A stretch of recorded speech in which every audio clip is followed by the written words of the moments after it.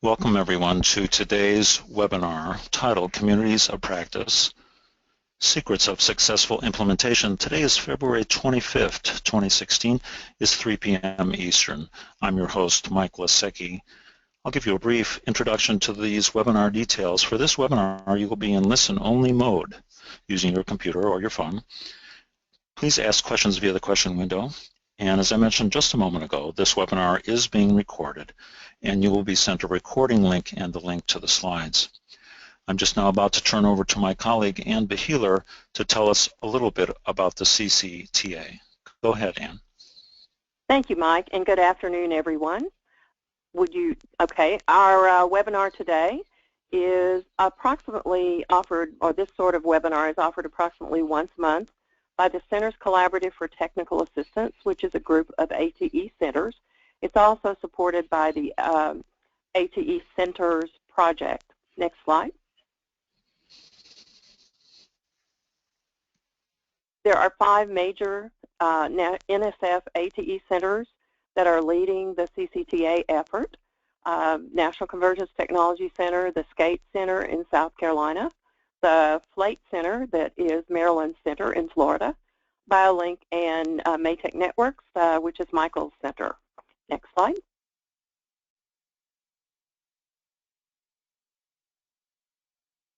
Our purpose was to originally respond to a request from the Department of Labor to NSF to have the ATE centers provide technical assistance to DOL TACT grants, and you can see the various things that are included there.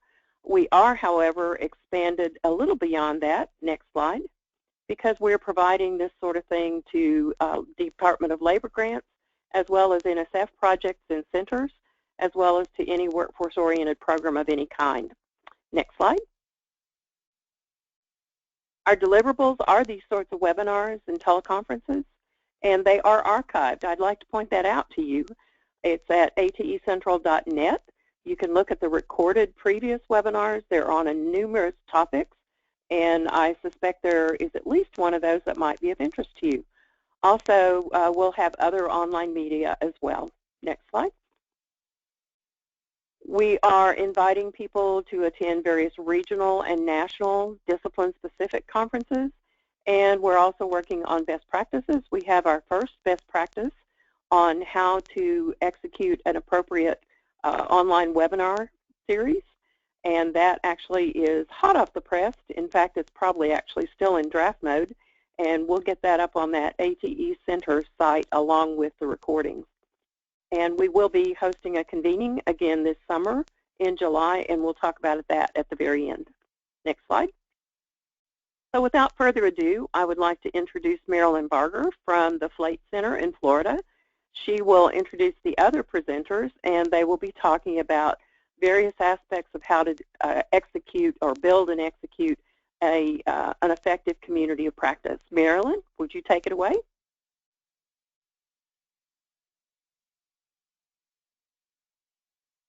Marilyn, we are not hearing you if you think you're talking. I got it. Sorry, I couldn't get unmuted. Good afternoon, everyone. And thank you, Ann, for the introduction, and Michael as well. I'd like to introduce Mr. Jim Hyder, who's been a consultant and worked with many of the ATE centers and projects for, oh gosh, I don't know, a number of years on different topics, and particularly on how to work together and grow our organizations and our communities. He's going to give us a lot of background on some tips on how to do that. And Barb Lopez, who's from the University of New Mexico and is a research engineer there, but works closely with a couple centers as well. And we'll save her secrets for a little later on in the webinar. Next slide.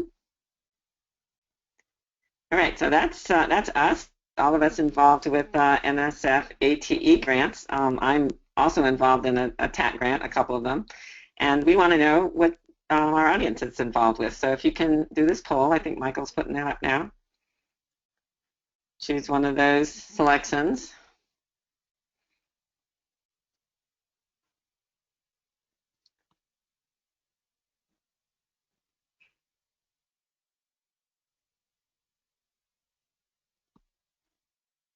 And I'm not sure what happens next. I can't see the. You won't be able to see the results, Marilyn. I'm showing 50% involved with NSF, 18% with TACT, 15% with both, and 17% neither. Okay, great. Oh, there they are. All right, well, thanks for. Okay, so that's always great to know what's who our audience is. All right, thank you, Mike. And next slide. Without further ado, I'm going to turn it over to Jim Hyder, and he's going to take us through this first section. Jim? Good afternoon, everybody. It's sure a nice pleasure to share part of the day with you, especially getting to talk about one of my favorite topics, the community of practice. I was introduced to this concept at the Synergy project, and we've been using this as a lens by which to consider developing learning models among a very diverse audience, and especially how to evaluate the effectiveness and or the value that these create. I've been doing this for just about 4 years now. For today's webinar, we're going to be focusing on providing an overview of the characteristics of a strong community of practice. It's going to include providing a resource for how to get one started, how to keep it going and growing, and especially the highlight of the presentation is the 2 case studies from Marilyn and from Barb. So we're going to go ahead and we've done the introductions. I'm going to provide an overview in the next slide. But the whole goal of this is to, I'm going to go ahead and back to the agenda, please. Sorry about that. We're going to be answering the questions, what's a community of practice, by providing a definition and some characteristics for you to look out for. You're also going to be asked the question, are you really a COP? And we're going to give you examples of what a COP is versus some other models that are prevalent in the community. Like I said, we'll be providing 2 case studies from Marilyn and from Barb. And lastly, we're going to just literally skim the surface of evaluation models for the communities of practice. We'll have time for questions throughout, and we'll provide a final question and a closure slide. So let's go ahead and get going. Next slide, please. Like I said, at the end of the webinar, you're going to be able to define and characterize a community of practice, be able to differentiate between a community of practice, a community of interest, a network, and a project team. We're going to be introducing how to evaluate the effectiveness of the COP, and finally, you're going to have some resources for follow-up. So next slide, please.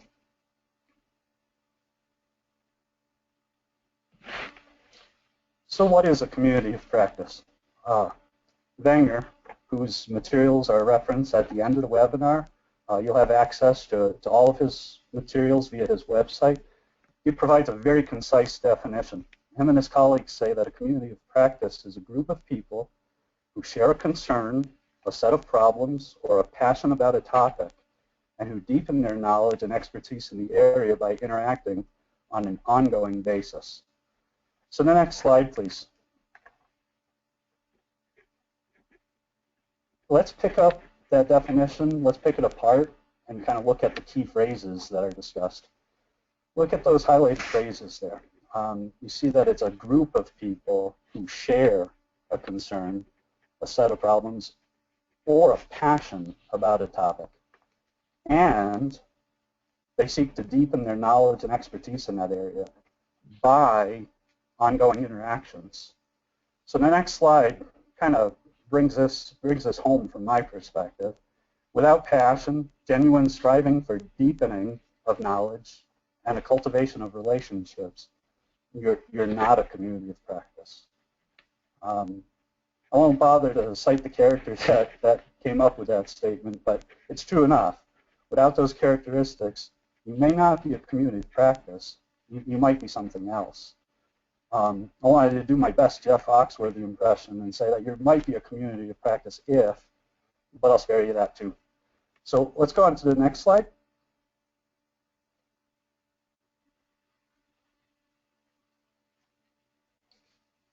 What it all boils down to is characterizing the heart of the community of practice. Another embedded definition that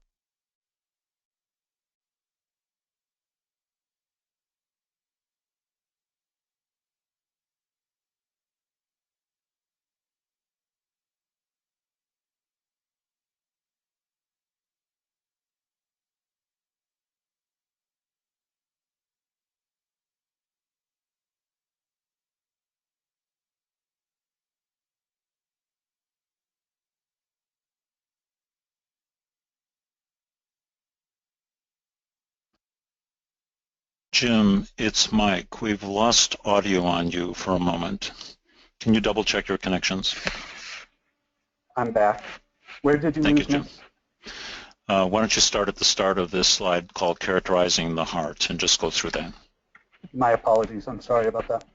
Thank you.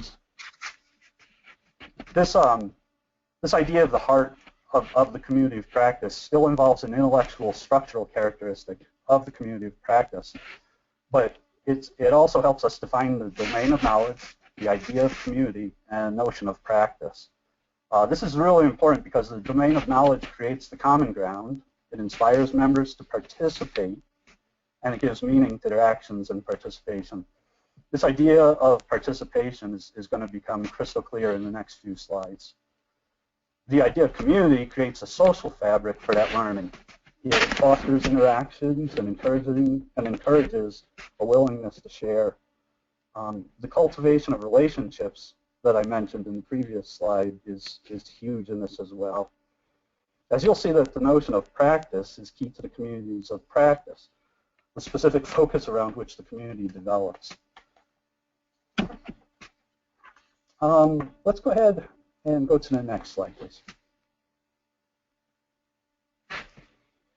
So it's safe to say then that the attitudinal characteristics is the secret sauce.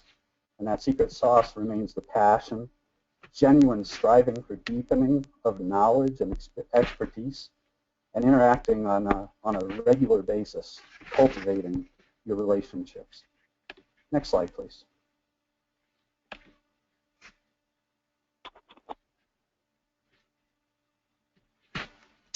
So, are you really a community of practice, or are you perhaps something else? Are you a project team or a network, or are you a community of interest? I regularly hear people describing that their group or their effort is something other than what they say that they really are. So suffice it to say that sometimes we learn about what we are by comparing ourselves to what we aren't. So it's really okay to be something different or other than a COP, but when you're describing yourself as something that you aren't quite, it actually makes a difference to your hearers. I just want to put out a special little note here that a social network is really a topic into itself, and that's the phrase that I actually I hear overused the most.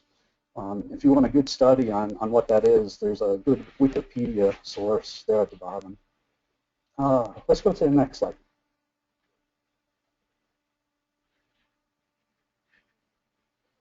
So, like I said, social network or a network in general is the most common comparison that I hear. So this network aspect refers to a set of relationships and personal interactions and connections among participants, but it's viewed as a set of nodes or links with its affordances of information flows and helpful linkages. So in other words, the focus is on the nodes and the links and what's being achieved, but not necessarily the relationships within the nodes. On the other hand, you've got the community aspect. The community aspect refers to the development of a shared identity around a topic that represents a collective intention, however tacit and distributed, to steward a domain of knowledge and to sustain learning about it. I like that very subtle difference in there. It's the one that focuses on intention, stewardship, and sustainability. So let's go to the next slide. And let's talk about a project team versus a community of practice. The project team is always driven by deliverables. It's got formal, shared goals, milestones, and results. It needs to share and exchange information and experiences just like a COP, but the team membership is defined by the role or task. These designated members who remain consistent in their roles during the project remain for as long as the project. And then the project is dissolved or repurposed once its mission or its goal is achieved. I think we all have examples of what it means to be part of a project. Community of practice, though, it's more often organically created. Just people that are interested and hear about the community being active is usually enough to attract them. The note here is that they have as many objectives and informal goals as there are members. They're often defined by the knowledge of the members, and the community of practice membership changes with ebbs and flows, if you will. Members may take on new roles within the community as interests and needs arise, or more often mature. Community of practice exists as long as the members believe that they have something to contribute to or gain from it. So let's go to the next slide.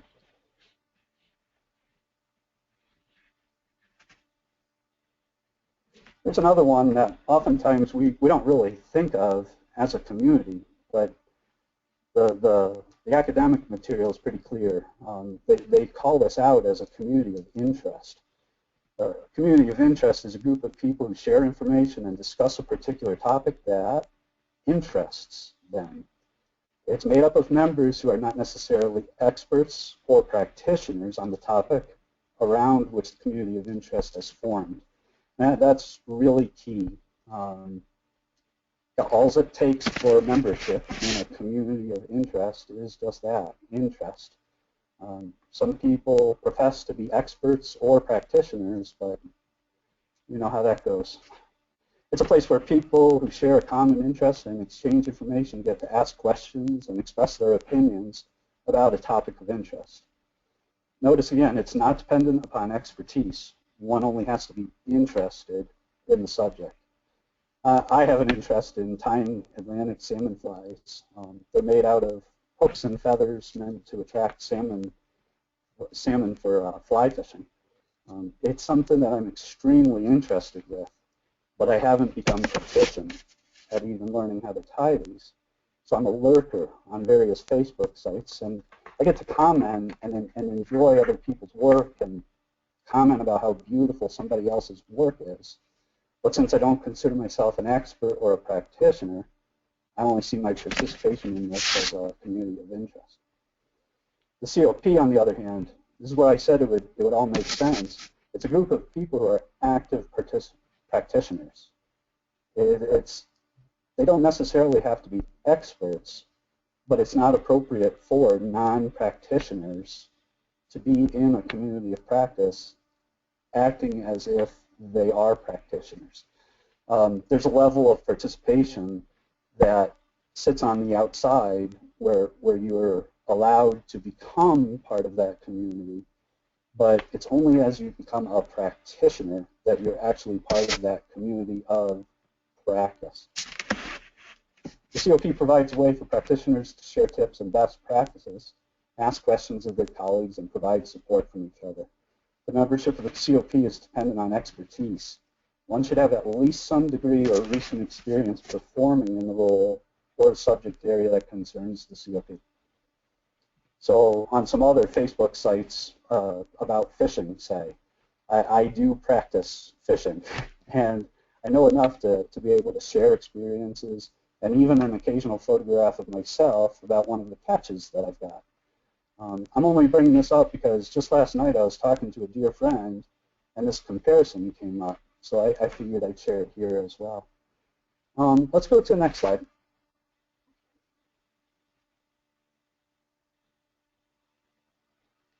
So, as a summary of this phase of the webinar, these are some of the key phrases and concepts that you should be looking for when you hear people describe their community. This is timely as we're going to go into a phase where Marilyn and Barb will be talking about their communities. Remember, for a community of practice, you're looking for phrases such as practitioners, organic, passion, striving for deepening of knowledge and cultivation of relationships.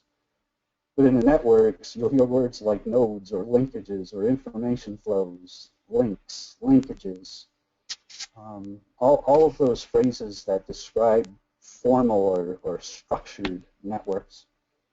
Remember, the project team is always driven by deliverables defined by roles and tasks, and the community of interest is not necessarily experts or practitioners, just interested. So next slide, please.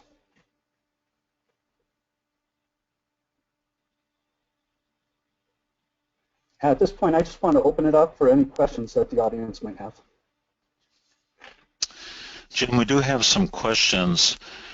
One is, how exclusive is a community of practice? For example, you mentioned distinguishing, for example, between a project team. Can a project team ever be a community practice, or are they mutually exclusive? That's an outstanding question. I tried to slip in the word maturity. Oftentimes your project teams become communities of practice. And they're not so exclusive, if you will, that there's not those points of interests where people hear about the successes that those projects are having. And there should be all sorts of entrance points into those projects so that it's not the project itself that's excluding interest or participation, but it allows people in based on what they have to offer to the community. In that same sense, Jim, can you ever assign someone to be a member of a community? You know, could I assign a work colleague, say, okay, I want you to be a member? Or is a characteristic of a COP that volunteer aspect, that wanting, that passion to be part of it? That's interesting in the use of the phrase assign, Mike. I like to think of it as more organic, and communities of practices can clearly be led by good leadership principles, but it's a lot more compromising or a lot more sharing the responsibility of leadership, so that passion for entry, you can also convert that by saying, well, I have a passion for bringing good people into the community. So it's really a matter of both, I would say. Jim, we have one more question from the audience. What about the distinction with a professional learning community? That almost sounds like a community of practice. You know, my instinct tells me to say, in general, they are very similar to each other. I would contend that it's that degree of passion, and it's that degree of what everybody brings to the table, because each one of those various communities of learning are actually structured slightly different. So again, I would kind of defer to the instinct that brings that characteristic of the passion and those hearts of the characteristics that we talked about. Okay, Jim. You know what, in the interest of time, we'll have another question break as we go forward. Thank you for that, for a response to those questions. Why don't we turn over to our colleague, Marilyn, who's going to give us a sense of what her community of practice looks like. Go ahead, Marilyn. Thank you, Mike. Good afternoon again, everyone. I'd like to start out with a little bit of information about our center, our Flate Center. I saw there were a lot of ATE attendees, so they know about centers and projects, but for the rest of you, and they might even know about the Flate Center, but for the rest of you, just a little bit of background. We are a regional center of excellence in Florida. Florida is our defined region that supports our geographic area, and we also have a statewide CTE system in Florida. So all of our colleges and high schools are driven by a state level of framework and guidelines and programs. We're very focused on manufacturing technician education. So our goals are all about getting the best technicians graduated from our 2-year programs and our college certificate programs and into work in manufacturing and industrial positions. And what we did to support that was we created a model that uses articulations and credentials as an associate of science pathway into these technician jobs. So we have great relationships with our high school programs and with the workforce to all come together in a pathway that supports manufacturing in our state.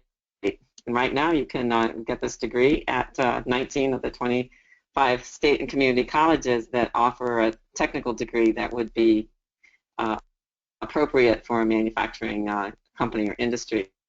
There are 28 colleges, state colleges in Florida, but some of them do not have technical programs at all just because of their location and their service area. So but there are 25 that would could ultimately be part of this group. Okay, thank you, Mike. Next slide.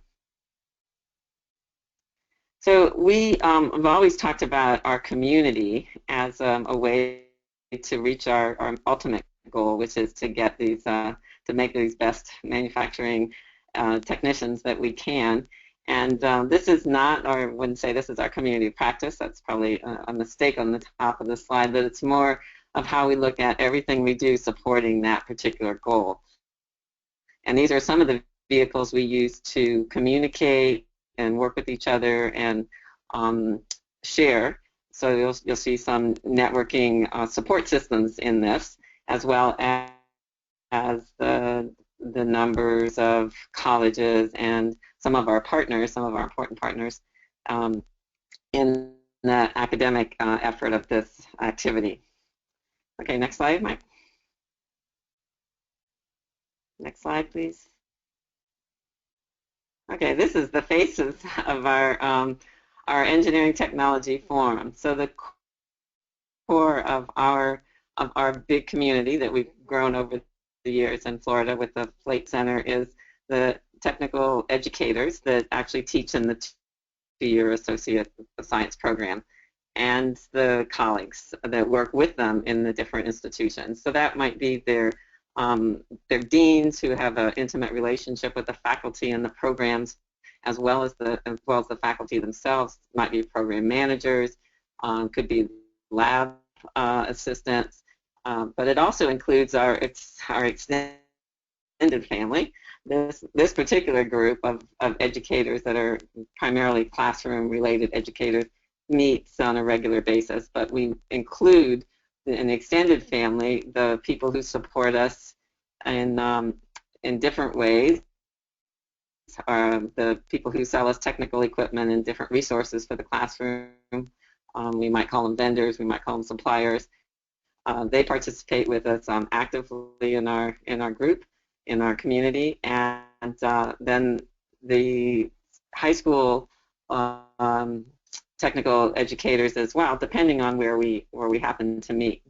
And industry partners, again, depending on where we meet, we have industry partners participating as well. So this is the kind of the faces of our group and our engineering technology forum, which is the official name of what we've come to realize was probably a community of practice, but we sort of fell into it, I'll have to admit. Next slide. Some of you Florida people might see yourselves in that picture. So who we are, we just kind of talked about some of this, but I've written it out here for you. All levels of engineering technology educators, so with a few K-12, mostly community college and state college educators, and we have some of the university and four-year engineering technology educators as part of our group. There's vendors I talked about, our Florida Department of Education representatives who work with the career and tech ed programs, particularly the manufacturing related ones, industry partners, and the K-12 educators. All right, next slide.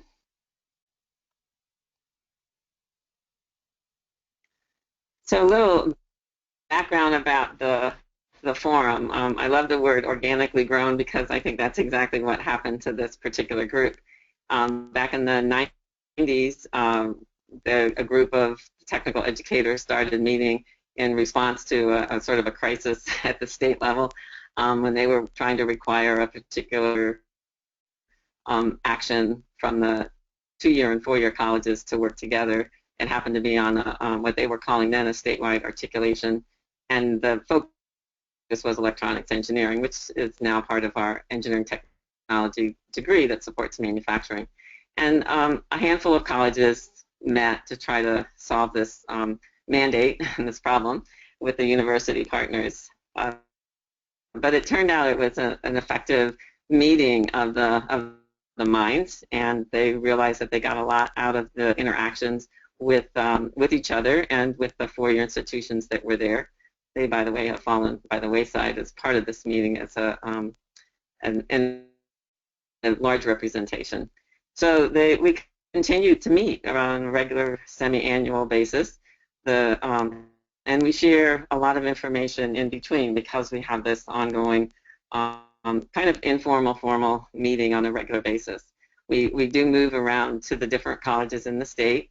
It's a day-and-a-half meeting. The group has no officers, no bylaws. We have no memorandums of understanding or of agreements, and there's no money involved. There's no registration.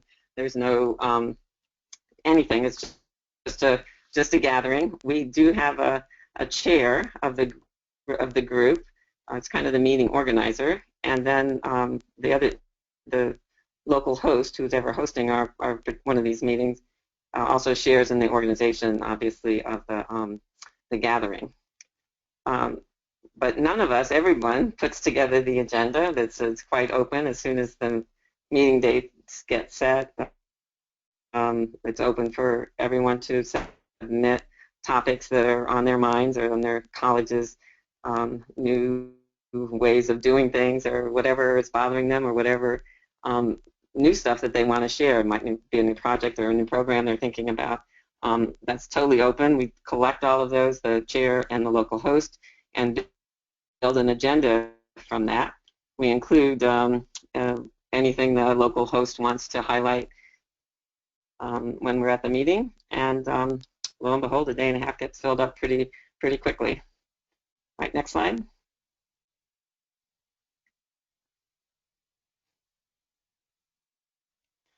So what we've grown to do is to share a passion for the students that we're working with and the information we're trying to transmit to them, and trying to make the best technicians that we can, and have found great value in sharing the expertise and the backgrounds and everything that we all bring to the table in this kind of an open forum and venue where we can really talk about just about anything that's related to engineering technology and other things as well, of course.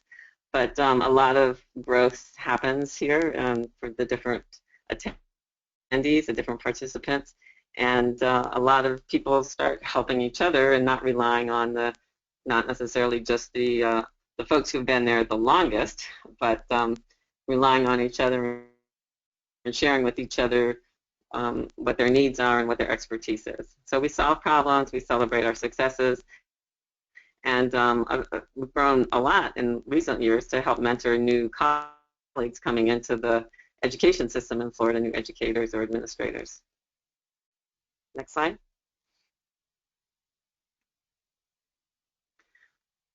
So this slide just takes a step outside of that box and shows a little bit about the program and our kind of steady growth. And this is particularly the engineering technology degree, our growing enrollment across the state, and our growing number of programs and colleges that are involved. And then it's as colleges add this degree program and add their industry partners, the forum has grown, and they ask if they can come, because everybody thinks it's a secret club or something, but it's not. As it turns out to be, it's open to anyone, and so it's become a place where they want to be because they found it really valuable. Right, next slide.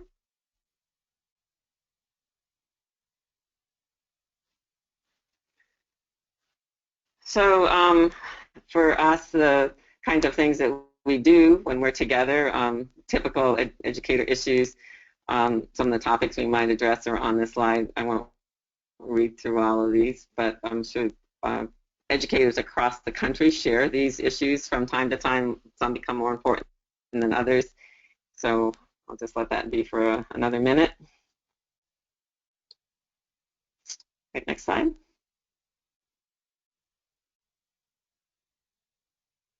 Next slide, Mike. But I can honestly say we do have a big passion for what we do together and what we share, and for each other as well. Everybody contributes, everybody benefits, and that's the reason that our little group that started out with 6 to 8 people 15 or so years ago is now nearly 50 people show up every 6 months at our gatherings. Next slide.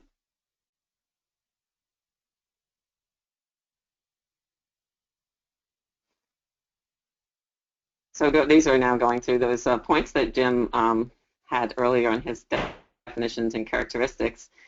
So just some ways that we think we deepen our knowledge, sharing our programs, new processes and procedures, more about industry needs, and that's from a statewide point of view, reforms that are for the degree that we're offering, external standards, how do we track our graduates, how do we know what they're doing, our Common Course numbering system, working with that, and continuous benchmarking between programs, who's doing what, and what can we do to either help them or copy them. All right, next slide.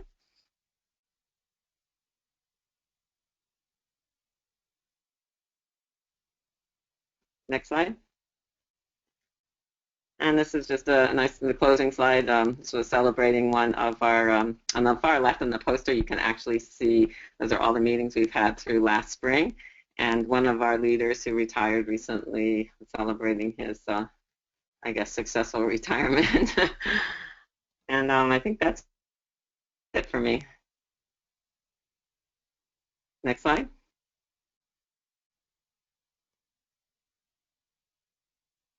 So I Marilyn, we're asking let's ask folks online if they would consider your forum to be a COP, a COI, a project team, or a network. So folks, if you can see Marilyn, they're clicking rapidly, and I think the tendency is sort of interesting. We're going to let it go for just another minute, folks. Go ahead and put in your make your choices. It's one of the others, COP, COI, project team, or network. That's more than 60% of the people have voted. Let's go ahead, Janet, and let's show the results of this poll. So Marilyn, 60% of the reporting people think it's a community of practice and 30% network. Very interesting. What do you say about that? Well, I didn't really understand or know about these particular terms, I would say 6 or 10 months ago. And so I guess I'm surprised about the network because I don't feel like it's a network, but maybe it is. A third of the people think it is. Yeah. Yeah. Yeah. Hey, Mike. That's very cool. Yeah, go ahead, Jim. I was going to ask you to jump in here.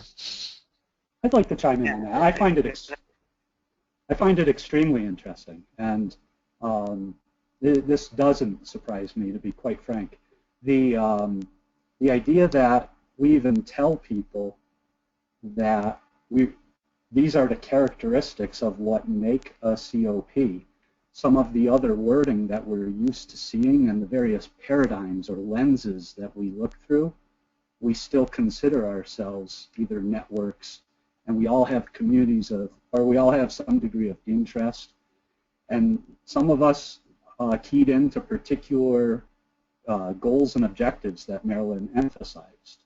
So you can see how this is going to be a mishmash of those paradigms, if you will. That's why I find it so important to continually engage in these exercises where we use precise language of what makes a COP versus a network.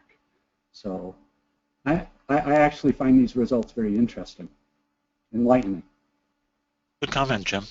We're going to come back. We're going to ask this same question, folks, as we look at our next example. Janet, please close the poll.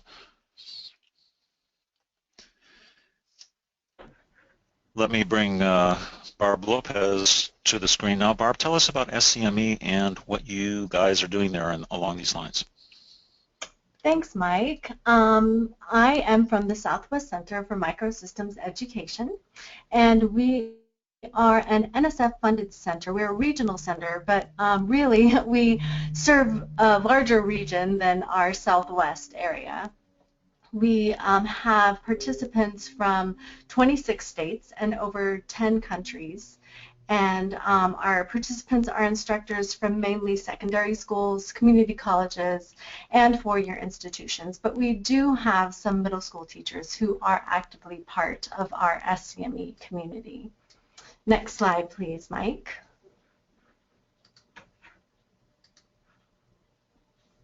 Now, SCME has developed over 50 learning modules to help instructors bring microtechnology to their STEM classrooms. That's what we do. These modules utilize 11 classroom kits as activities to enhance the module topics.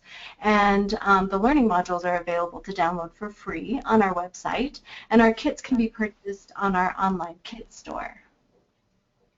We also have a YouTube channel with instructional videos, lectures, and presentations on microtechnology topics.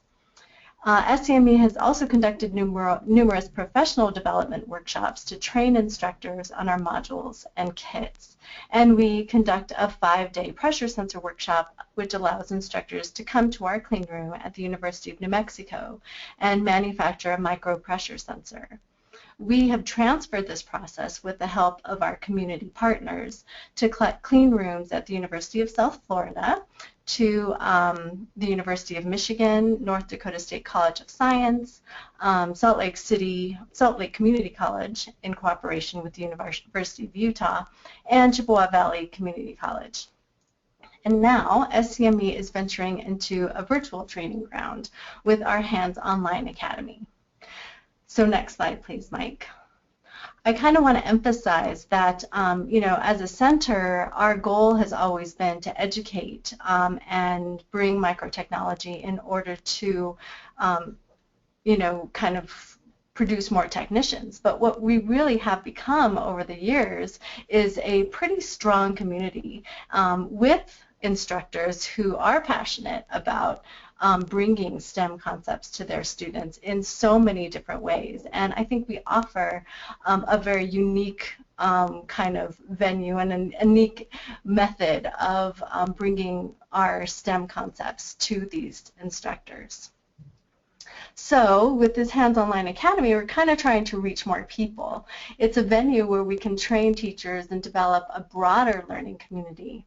It's pretty new. We've launched our first course on February 1st, and this course is new to us, and it's entitled Career Pathways for Microtechnology. And the other courses in our Hands Online Academy series are listed here, where a new course is available each month through July. OLA, as we like to call it, allows participants 24/7 access to any of the online courses for asynchronous study, for reference, and for use in their classrooms. And these courses are free of charge, and participants will be provided with educational materials needed to teach STEM concepts using microsystems applications. All but one of these courses utilizes our kits, and participants are given the opportunity to receive this kit for free, and then we show them how to use the kit throughout the course. After going through the course and the corresponding kit, instructors can request an online session with an SCME coach, and during the session they will receive one-on-one coaching to answer questions and ensure that our participants are ready and comfortable before introducing any of the course materials or activities or kits to their students. Next slide, please, Mike.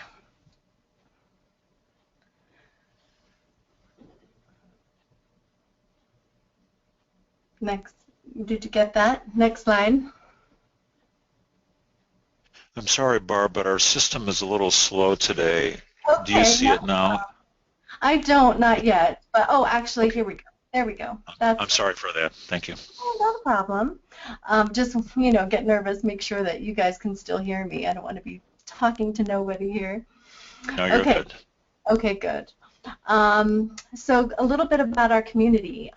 We have an active user community, and this community consists of users who have participated in a workshop with us, or if they've purchased a kit from us, or if they've actively engaged with us in any way over the past 18 months.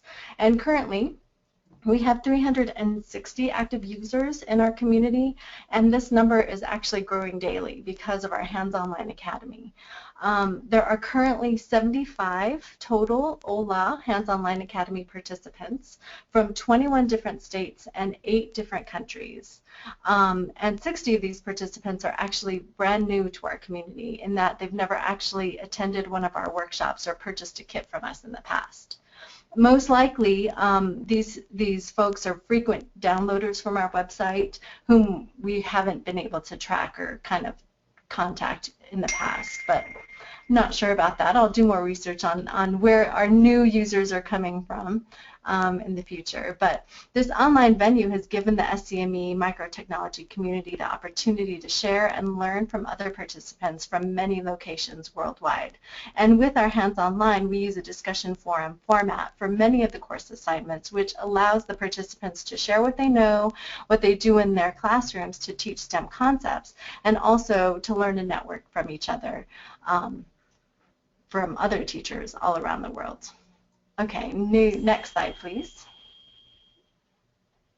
All right, there are several different modes of participation for a community to engage, with a lot of user overlap within these modes. So participation in one area most certainly and frequently leads to participation in others. Our users can simply be website visitors or YouTube viewers, and at the current moment we really have no way to track these participants. We can only communicate to them via our website and YouTube channel. But our other modes of participation would be our live workshop participants, our kit purchasers, and our Hands Online participants. Now these groups we can communicate with and assess their immediate applied and realized values for members of our community. And Jim will touch on that in just a second of what these values represent. But we assess these values using a thorough evaluation plan, which allows the participants to engage and communicate with us and on how our community has benefited them. This also gives them the opportunity to offer improvements and share best practices on how they have implemented microtechnology into their STEM curricula. And now, with our Hands Online asynchronous courses, we're hoping to receive more frequent feedback as well as foster an even more vibrant working community with our SCME participants. Okay, next slide. Okay, I'm going to give you a couple of examples of our community participation. One very active participant in our community is Andy Bell from Ivy Tech, and he basically took what he learned from our workshops and our kits and he expanded on them. He had his students build an Arduino Uno module to interface with a modified pressure sensor model from our pressure sensor model kit, and he then had his students write LabVIEW code to interface with the model to characterize and calibrate their macro pressure sensor. He also enhanced our dynamic cantilever kit by building and applying custom strain gauges, which he had his students draw on with silver ink. And his students, again, wrote LabVIEW code to interface with the cantilevers. So he's doing a lot to make our stuff even better. Next slide, please. And another example of how our microtechnology community has been helping each other evolve their STEM curricula is our relationship with the Dublin Institute of Technology in Ireland. Now, in January last year, we received a large order from DIT for all of our kits. And I happened to be living in Dublin at the time, so I was able to assist DIT firsthand in training and implementing our cantilever and pressure sensor kits into the DIT engineering technology curriculum. Then last summer, DIT paid for Bill Reddington from Dublin to fly to Albuquerque to participate in our 5-day pressure sensor workshop. And he has now referred us to several of his colleagues at DIT and others in Germany and England, and now we have 7 other community participants from Ireland, Germany, and the UK as a result of this relationship with DIT. So next slide. That's a summary of SCME, who we are, what we do, and what our community is about. So let's take a look, Barb, at that same question. Is SCME, as you presented it, most like a community of practice, a community of interest, a project team, or a network? You can see off in the right panel, people are rapidly voting in. Folks, just make your decisions, think about it a little bit. I'll give you just another 10 seconds or so to make their decision. I noticed, Barb, you said you just happened to be living in Dublin. Not everybody gets to say that, but it sounds pretty cool. I know, We'll hear about that. We'll hear about that another time. Okay, just another moment. Let's give a couple more people a chance to vote. There we go. Thank you very much. Okay, Janet, I'm going to count down from 5, and then would you show the results of the poll, please? 5, 4, 3, 2, 1.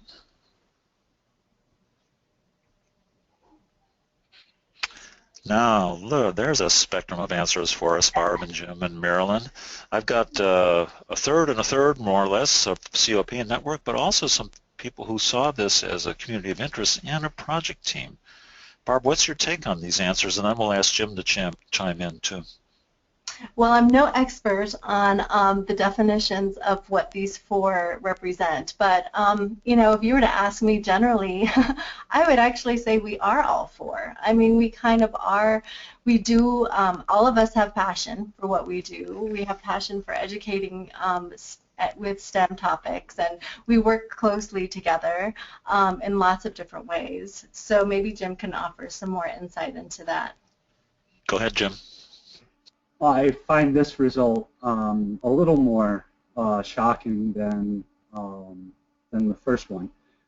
Frankly, I expected to see something quite similar to what Maryland received for FLATE. One of the big differences that, in my opinion, drives SCME up is the way they do their evaluation and continuously try to cultivate that community of practice.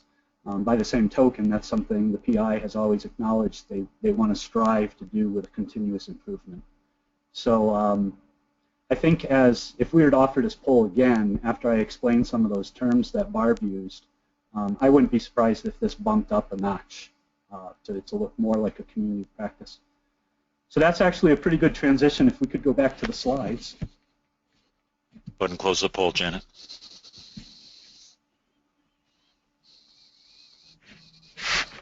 And in the huge interest of time here, I'm not going to spend very much time on this at all. This is probably its own little webinar in how to talk about evaluation. But if we could go to the evaluation slide, suffice it to say this is the 30-foot overview of evaluation. Communities of practices need to be evaluated differently than an event, standalone events. Kirkpatrick methods, without going into too much detail, go through the various stages of how an event went, whereas the value creation-based evaluation methodology goes through the 5 levels of evaluation, and it's more of a continuous, ongoing, getting a finger on the pulse of the community, if you will. So let's go into the next slide, and I'll just break down some of those terms.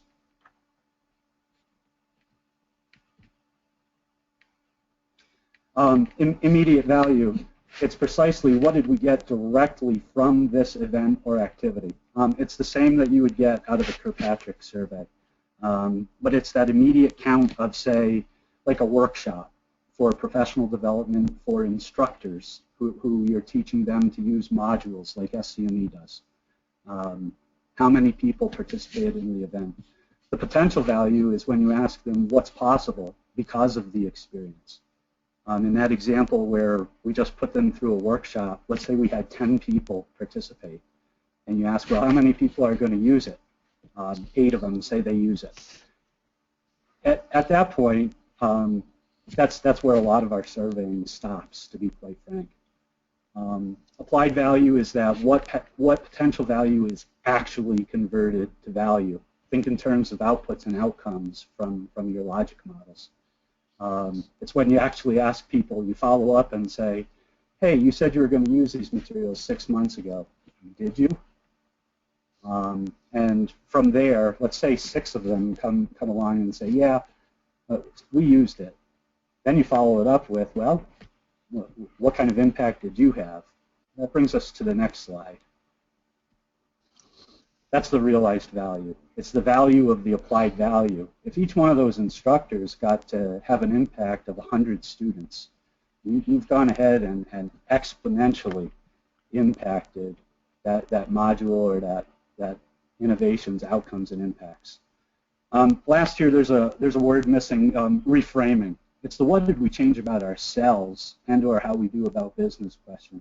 Please don't confuse this with the highest level of evaluation. The realized value is the highest value. The reframing is its own question. It's always good to know not only what you changed, but why you changed about your method of doing business. It helps you to tell your story, and namely for what we do, to tell our story on our next proposal. So let's go ahead to the next slide. This is a must-have resource if you're going to start a community of practice. It's from that Beggar Trainer website. If you're starting a community of practice, this is a neat little roadmap to go ahead and use. Go to the next slide.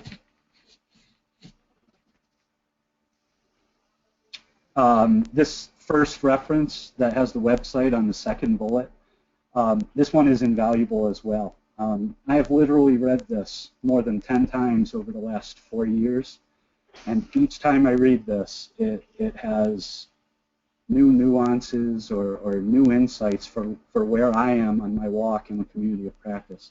I highly recommend this reference.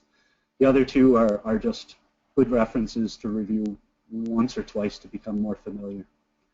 So in the interest of time here, next slide, I think we're going to close it out. Jim, if you don't mind, let me let people contemplate this question while we go to a couple of questions. That sound okay to you? Absolutely. So we'll leave that poll up while we're talking so people can say, did we meet the objectives of today's webinar? Let me ask this question. Marilyn, let me turn back to you. A lot of questions came in during your session on the FLATE forum, Electronics Technology Forum that you created. Now, we love the idea that there's no rules, no memorandum of understandings, none of that stuff. But people were asking in the question window and online, who supports this? I mean, there was food at this event. Someone has to do communications. Where does that come from? Call it infrastructure support. That comes from, yeah, right. So that actually comes from within. So for the meeting setups, that chair, we sometimes call them a permanent chair, and then the local host as a chair. Those people do the kind of organization. And sometimes that is supported by, and a lot of times the center staff support some of that. But it's really not, because most of the logistics actually happen by the host college. So at an event, at a meeting, someone, when the meeting is running, which means we have somebody who's chairing the meeting and saying, now we're going to do this because this is what we submitted for agenda items. Somebody volunteers. It's really a popular thing to do is to host the ET forum. We have a lineup of people who want to do that. People want to show off their new space and stuff. So that happens usually at the meeting when and where it's going to be at the next time, and then that college picks up a lot of the work for that hosting. Now the food used to be an issue, but we've convinced our vendor friends and who support us to do that. They set up tables, they spend the time in the forum, actually in the meetings with us, and then they have displaying their new equipment and stuff, and they all pitch in. We get the total amount of lunches for the lunches and breakfasts, and we divide it by however many people can come, and so there's no money made and there's no money overspent. The colleges don't have to, they just pay for exactly what we need, and by dividing it up, and they were quite happy with that. That's usually about $150 per participant in that part of our activity. So that's actually worked really well for us. We've kept it out of colleges trying to gouge money or having to deal with other kind of paperwork for collecting money, and trying to keep it so that it's not a money-making event. So we don't get carried away with that part. So that was a little I Sorry about We that. like that last idea of going to our industry, because all of us at community colleges know sometimes it is an issue of finding the dollars or the approvals anyhow to do these food functions. Thanks. Barb, quick question for you. If you had to say what is the one thing that you do the best to encourage this large community, you know, this national community, what is the one thing that works the best? Is it communication? Is it sending materials? What would you say if you had to give a short answer? Short answer, I think what I've noticed so far is to kind of forge this community is continuous communication between the instructors that are involved in our community, and that, you know, would be certainly our workshops. They kind of all meet with each other. They've gained relationships because of our workshops, but now with our Hands Online, with our online venue of these courses, they can do that without being in the same location. So that's really helpful to be able to just say, hey, you know, how did you implement this into your chemistry class, kind of thing, and communication. Cool. With it, yeah. I was guessing you I'd might just say like that. to jump in. I'd like to jump in and just say I think that's the same. For us, that it's really important to have the opportunity to share with each other and, you know, just get to know people and to know what they do best, and then be able to develop your own relationships where they're, you know, where there's the opportunity to do so, to share what they're doing and ask questions more freely and learn. That's a good point, Marilyn. You know, folks, we're perfectly on time. If you'll hang on with us for just about 2 more minutes. Janet, let's see the results of the poll. Jim, you're a brave man for asking people so blatantly whether they met the objectives or not. Let's see what they said. Holy cow, 94-6. Not bad, Jim. I'll gladly accept that. All right. What I'm going to do at this point is turn back now to, as we wrap up today's event, to Ann Beheeler. And Ann, would you tell us a little bit about what's coming up? Yes, happy to do so. I enjoyed this presentation greatly today. My group is going to do the follow-on to this. The Convergence Technology Center, and we call ourselves a network actually, even though I think we're really a community of practice. We were involved with Jim and others in the Synergy project where we were talking about how to share our innovations more broadly. And one of the things I learned was that what we were trying to do was basically a hub and spoke approach where the center had all the good stuff and we were providing it to others. And what we've realized over time now is that we have colleges across the whole nation that have matured enough that we have a mesh network where everybody helps everybody. And so if you're interested in how that works, March 24th is the date. Next slide.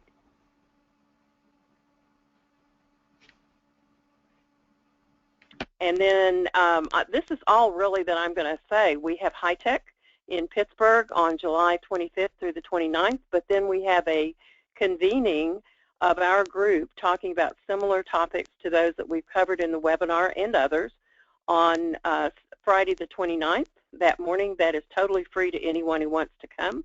We will be in Pittsburgh, and we welcome you to come to High Tech as well as to attend the TAC Technical Assistance Convening. But again, it's not just for DOL TAC grantees, it's for NSF grantees and any others that have workforce programs that could benefit. Next slide.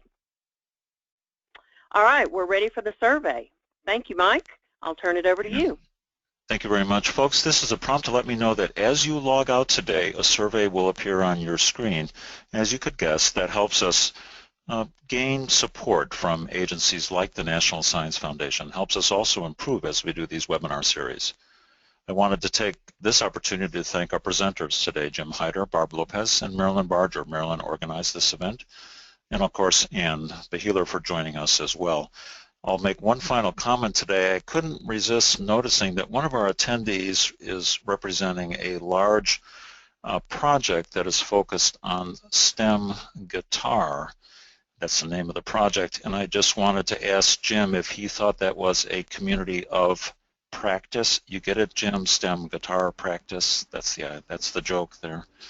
So I have absolutely had the privilege.